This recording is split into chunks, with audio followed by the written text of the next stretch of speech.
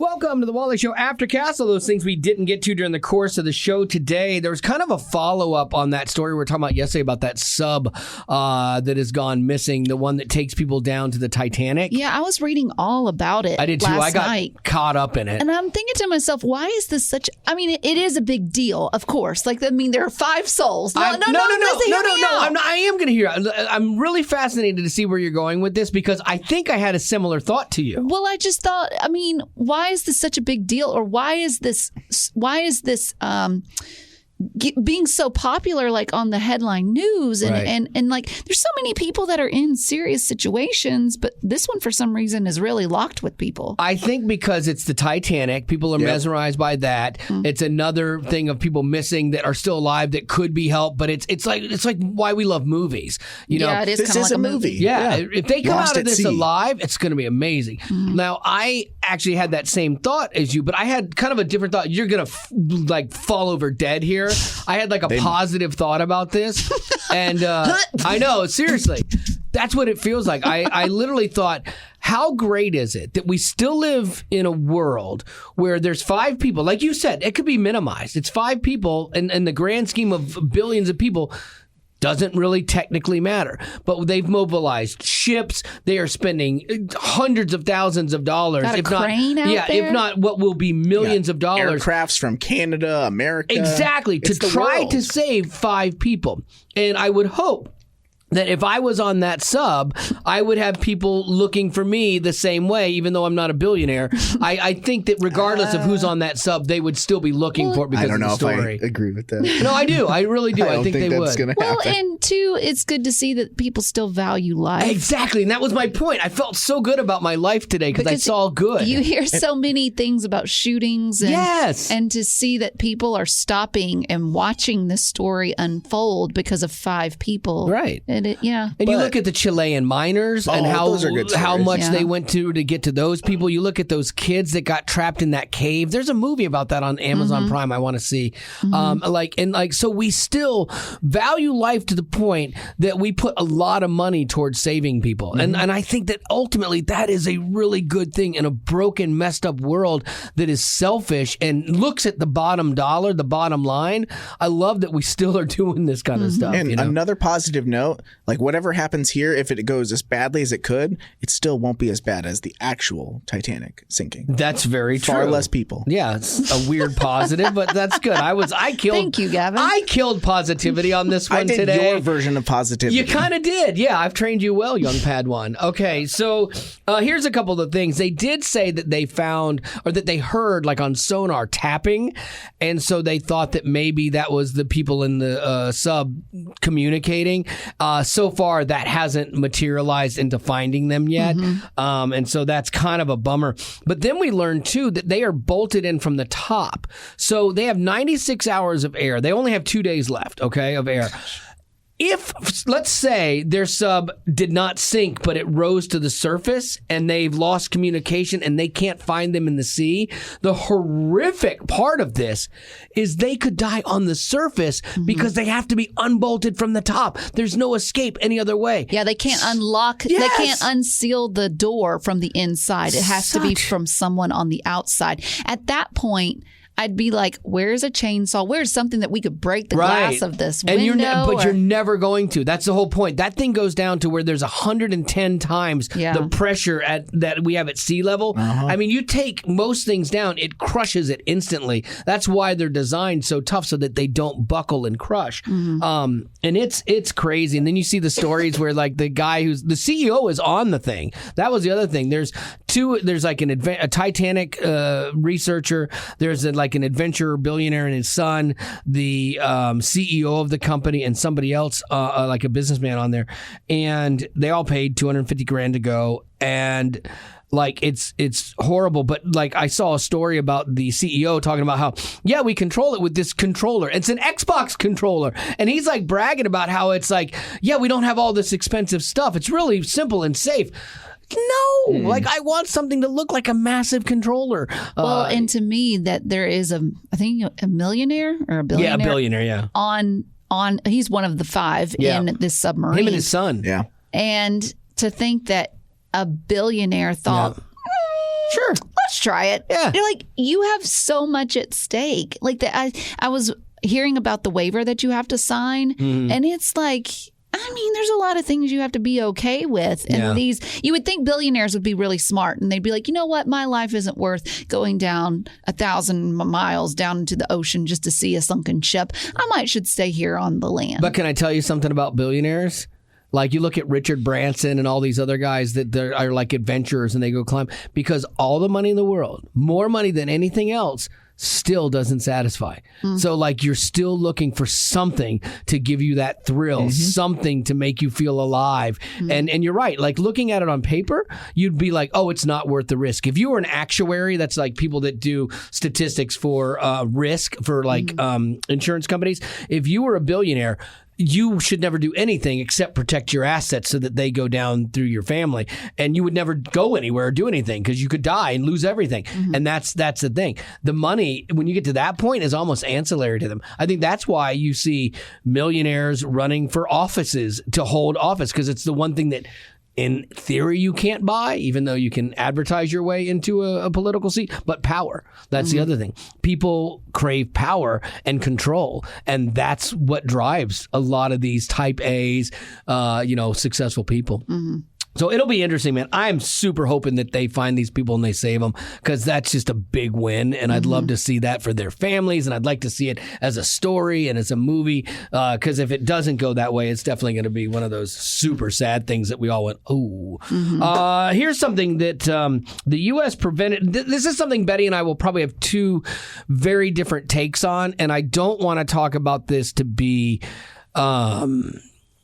shocking, salacious, or anything like that. But I want to have like an honest conversation about it. Like, I'm not trying to get a rise out of you or anybody else. I'm legit not trying serious, to. though? Seriously. But we see things very differently, and this is about anxiety. Rock has walked through anxiety, and I have not. So I don't think so. I mean, I've been anxious about things and stuff like that, but I don't think I've ever had crippling anxiety. Okay. I know I have not. I have. Right, and you have. And so you have a different experience, which will predicate this conversation. And that's good. Like, I want your perspective on this. So the U.S.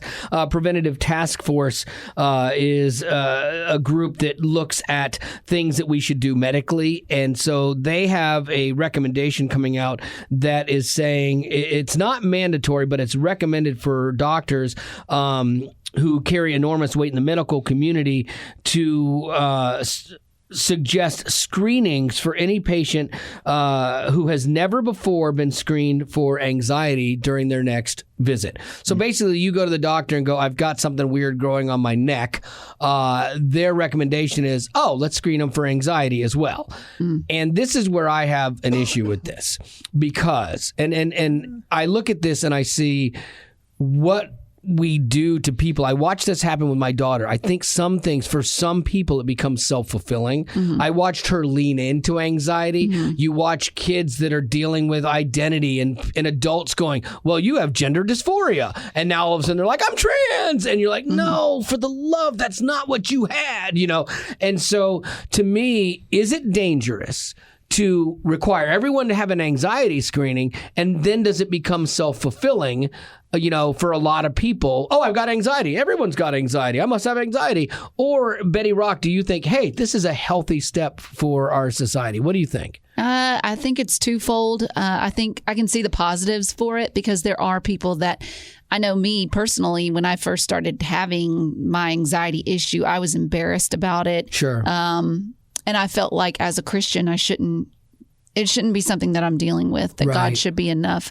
And so if someone actually spoke up and said, hey, let's screen you for anxiety, I think it would be a welcome. It would have helped me. See, that's why I'm vexed on this, because I watched you go through it and it was legit and real. Right. And then I've seen other people that I think it became who they were, and it wouldn't have otherwise. I think the reason they're trying to do this, though, and screen everybody, is just because they're trying to make it more of be open about your mental health kind of thing. Yeah, that it's not something to be embarrassed about, that everyone has periods in their life where, you're going to deal with something mentally. But I think it's kind of swung to the other side where it's like, if you're just worried about anything, that's anxiety, and it's crippling anxiety. And it's like, no, there's absolutely there's a difference between the two. Like if you can go on with life and have anxiety, you might need some help, but it's not like crippling anxiety where you just can't. Just daily anything seems overwhelming. For example, I had to go to the urologist yesterday, and I had to drink so much water and then have like an ultrasound and stuff, and I had to tinkle so bad. Like, I mean, I've never had to tinkle like this in my life, and I'm going through the thing. I had anxiety. You're just me every day. Yeah, I thought, oh my goodness, I am going to pee my pants with this young 20-something girl that is like doing my thing. And did you? I almost did. I had to stop the procedure. I'm like, I am so sorry, and I'm not an old guy that has to use the restroom, but I drank more water than I was supposed to. Even the lady, the trained lady that came in afterwards was like, and it's so funny because the one girl goes, okay, you can go to the bathroom, but you got to stop halfway. I said, we'll see how it goes. And so I actually did it. I was so proud of myself. And then the lady came in to finish the thing up, and she's like, you have a full bladder still. Like, it's overly full. I'm like, and you're welcome. So I'm like, this is bad. I know. I'm an overdoer, apparently. But I would say that kind of anxiety. Exactly. It's not crippling. It's momentary. Right. Hurt. It's momentary. Yeah. Embarrassing. There's physical pain. Well, I think though that like it would be, I could picture there being a good chunk of people who would get tested and they're like, oh no, you don't have anxiety. I don't think they would. I think they would. No, I think that they would lean into a world where they say, oh yeah, here's more medication. No, I think doctors would. I think because there's money. We over medicate people in this world. Yeah, exactly. Right. And so if you show the least bit of sign of anxiety, then you go, oh, well, you have anxiety. I think it could be crippling. Here's a bunch of medicine. Mm-hmm. Like, I really do think we over medicate people because it's the easy thing and you make money. Mm-hmm. Now, people that I feel like, and I've walked through this with Rock on a very personal level, and I saw it and I felt it and I hated it for her, and it gave me a little bit different perspective on it and more compassion for sure than I had before. But in that, she is like, it was crippling for her, you know, and like they say, anxiety is a feeling evoked when someone experiences fear of something bad happening, and it can lead to avoidance, panic attacks, excessive worrying, and other symptoms. Anyone can have anxiety at times. See, that's what I think is real. We all get anxious about things. Absolutely. But when anxiety becomes overwhelming to the point that it consistently interferes with daily life, then it's an anxiety disorder. And I definitely think that there is a difference, you know, and disorder versus just absolutely like daily life. Expected, because I think there's expected anxiety, and then there's oh, you are out of control in this situation. But too, if you go and see a counselor or a therapist, I don't know if there's really a difference between the two, but they are meant to teach you how to cope.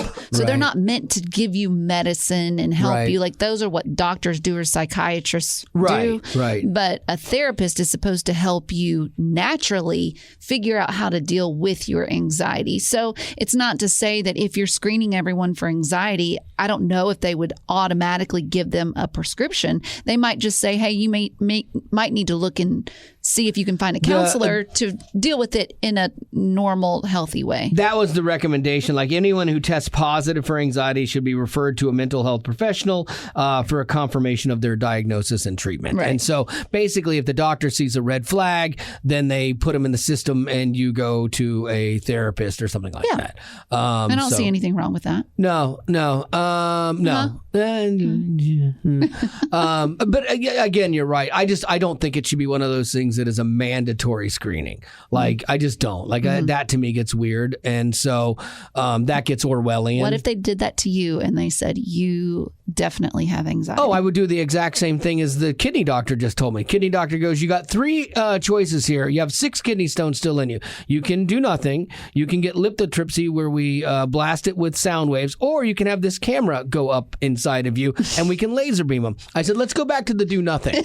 And he goes, that's an option. I said, that's the one I'm taking, sir. And so that's what I've elected. My elective is nothing. Well, it's cheaper. I do the same thing with anxiety. I do the same, like, that's just how I'm wired, man. It's how I'm wired. I'll figure it out, you know. But I don't recommend that for other people. Everybody's different. I think that there are people that really benefit from therapy, and it's great.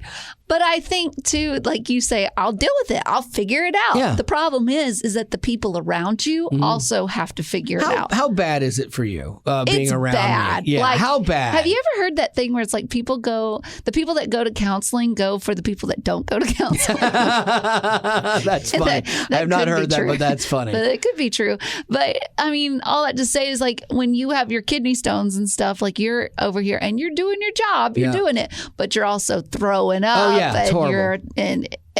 And you're like, ugh, yeah, it's not fun, but I make it through. I get through it. But do we make it through? Same way I do it mentally. I get through it. Unscathed? Yeah. Probably not. Yeah. Well, like how important do you think it is for somebody who like might be walking through anxiety? How important would it be for you guys to know that like I haven't, and I don't, but like I don't think I've been screened for it. But like if for you guys to know that I have anxiety, but like I get through it just fine at work, you guys don't sense it entirely. Oh, I do. Like years ago, I wouldn't have cared. Like honestly, like don't bring your problems to work. Don't get in the way of the work. Just shut up and get it done. You know, like that's how I was wired. That's how I was trained. Sure. You know, and so like if you were like I'm anxious, I have anxiety, I'd be like, oh gosh, what have we done? Yeah. But now, honestly, like if you're not the person that's crippled by it, if you are, look, I struggle with some things, and there's things that make me anxious. I can better like. Not make fun of you for it. No. I can better work around you or with you than that. Like if I know, I would just tell you to take more of that medicine for your. Thank goodness.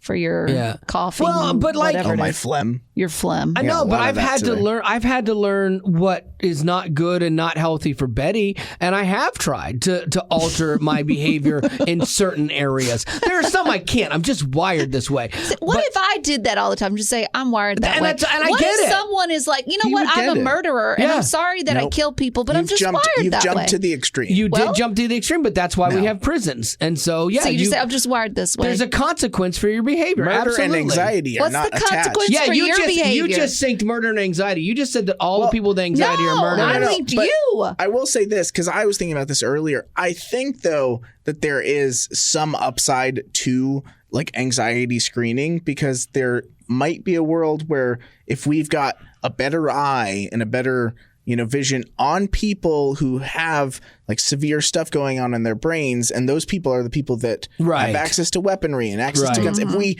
knew more about certain people before they decided to take action, then maybe we could have done something. Because loneliness is an epidemic right now, and so if people find themselves lonely, they don't have anyone that they can confide in, and so if it's a doctor, then No, that is a great point, because we always talk about how do we solve gun issues, and really all the laws in the world aren't going to change things, but the early prevention, and it's a longer plan to get to kids now. I hadn't considered that. I don't think that's what the mission would be. I think the mission is in the money. I think you guys are right that the mission is in pushing the medication, pushing the money. But with the pretend guise of we want to help people. But I think that could potentially be a benefit that we get out of this. You ask about working with somebody like Jake, who works with us in the digital department. He is one of the best examples of someone who is super anxious and but you owns just find it funny. Yeah, I think he's really funny because he still does his job. You know where he's at, and you can kind of like choose to, be around that, not be around it, help him, not like because he's really open about it, but he doesn't expect you to cater to him. Mm-hmm. Like he just he's like, yeah, this is just me. Like, and I'm good with that. Like, and so if I know he's particularly anxious about something, if it's not good for a radio bit to make fun of, then I will help him. No, but if I know that he's anxious about something, but I know Rock has triggers. But I also know that there are triggers with you beyond. And I have even said to Gavin before in the past, I'll be like, okay, this has happened. Let's just not bring it up right now during the show. Right. Because it's going to make him angry. Right. In other words, anxious. Right. And so all of us have our buttons. Absolutely. We all have, as much as I hate to use this word, triggers. Oh, you have a trigger? I got a trigger. Speak your truth. I'm so triggered. I have PTSD. Oh, boy. That's another one, like anxiety. People that claim PTSD from it waters down people that have real PTSD. Mm-hmm. Same way with people who are anxious and they whine about it. It waters down real anxiety. That's the danger, I think, in all of this. Can I ask you to step off that soapbox and then step onto a different one? I probably can't, but I'll try. Oh, I'm sure you switch can. to your thing? Yeah. Or? Okay. So because I know that it's going to get you on a rant. I love this. Rants are my favorite. Okay. So I found this article that claims that the recent college graduates are clueless when it comes to working with people. I can see that. So if you think about it, because of the pandemic, a lot of them did their classes on Zoom. Sure. And so you're not around people, you're doing things at home. And so major companies that are hiring these college graduates, they're having training sessions on how to talk to people in person. Oh, my gosh. And they cover things like eye contact and how long your pauses should be. One course talks about making sure That's so funny. Make sure to pause after introducing yourself so the other person has time to say their name.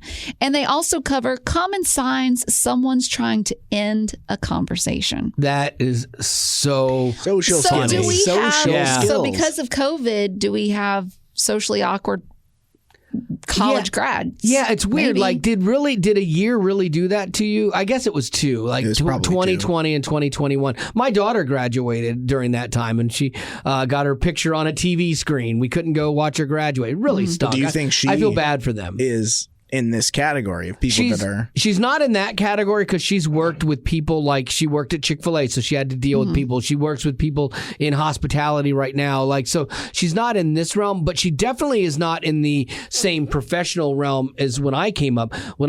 And Betty forcing her way into this show, like demanding that I see her Forcing resume. her way. When Not getting hired based on her qualifications, Right. just forcing her Yeah, way. she did it. But like I forced my way into different opportunities because I wouldn't take no for an answer. I think they definitely are different. Like my daughter's like, I don't want to offend anybody or come off too aggressive, you know? And so like, I'm like, no, darling, you can do it without being aggressive, but you want to be assertive. You want people to see that you want this. But we kind of saw it with, and I understand it too. Like, I'm not a big phone talker, but when Haley, your daughter, had that phone call from her friend and she was like, panicking, like, why is he calling? Why would he call? Why didn't he just text? I answer it? Why didn't he just text? I think that could fall into this category where you can feel nervous about cold calling people if that's a job if that's something that's part of your job. Cold calling is the worst. It is the worst, but if you can get that down and not be nervous. But I ultimately think, and I know I'm bringing this back, maybe I'm getting on a soapbox myself, but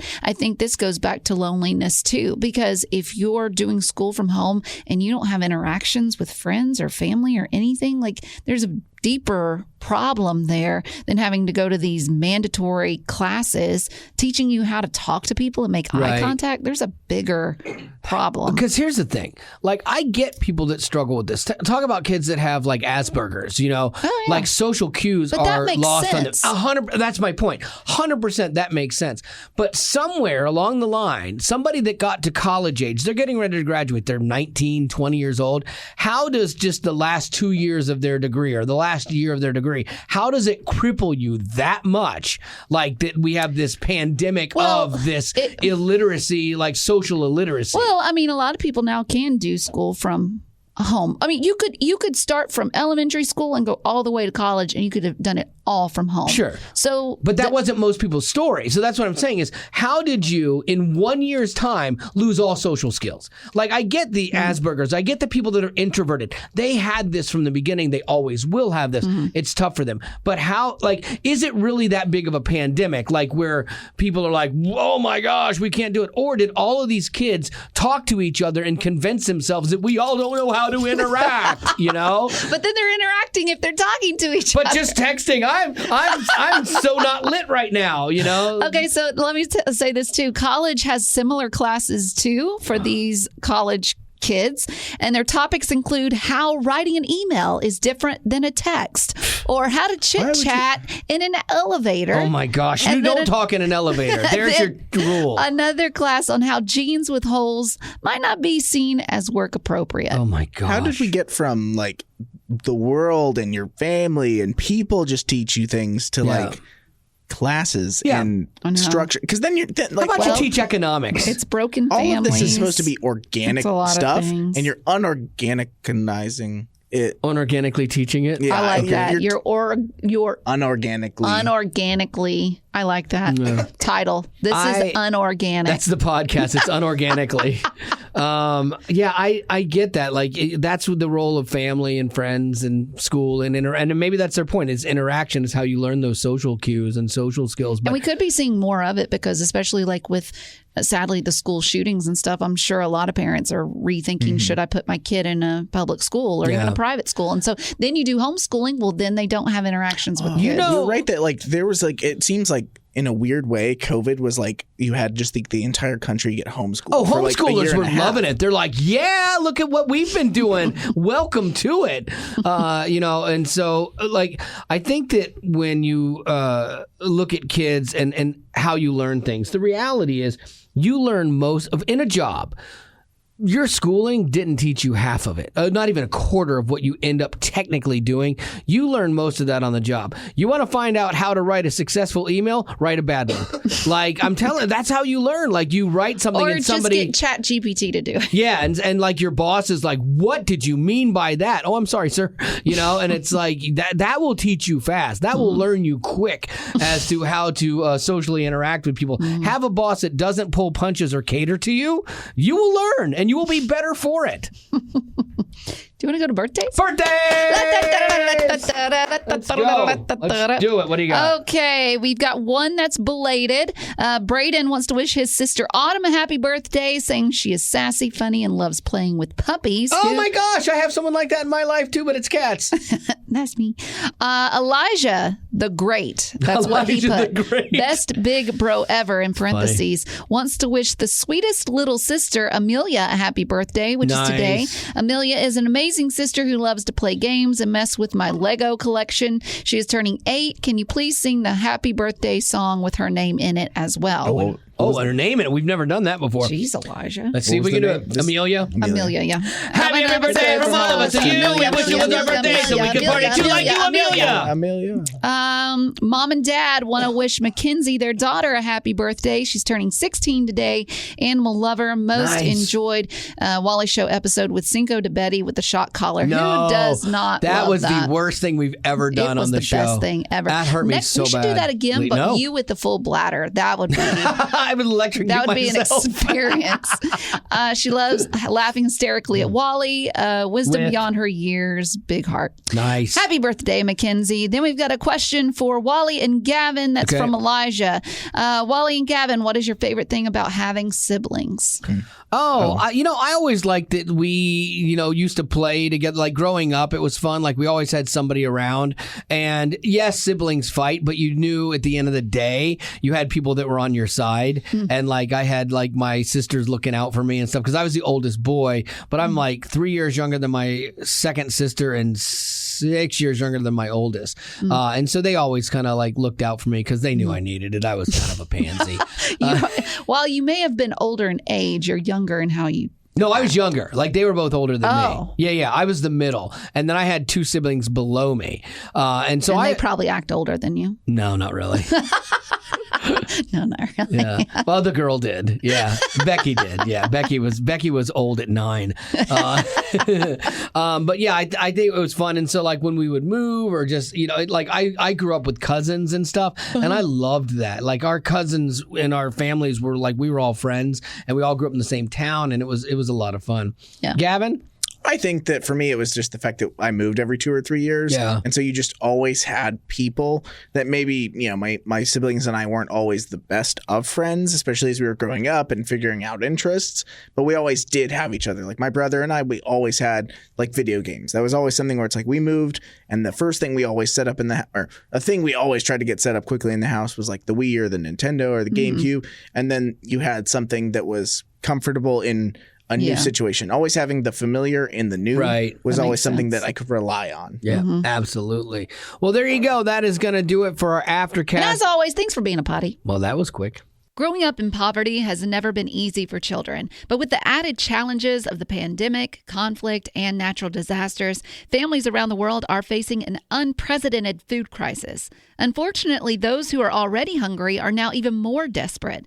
But by sponsoring a child through compassion, you can help provide life-sustaining essentials such as food and clean water. And with your compassionate support, that child can not only survive, but also flourish. You can find out how and choose a child to sponsor when you click on the compassion banner at wayfm.com.